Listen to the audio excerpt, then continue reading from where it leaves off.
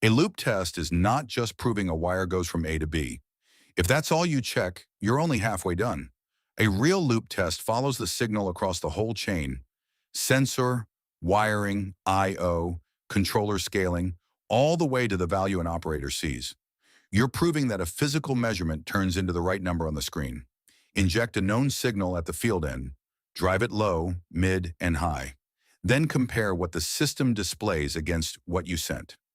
If 12 milliamps doesn't read as 50%, your scaling or range is wrong, and you just caught it before startup. Reverse signals, wrong engineering units, a swap tag. These hide quietly until the process is running. A proper loop test surfaces them while they're still cheap to fix. That's the difference between the wire is connected and the loop actually works. Follow for more field notes.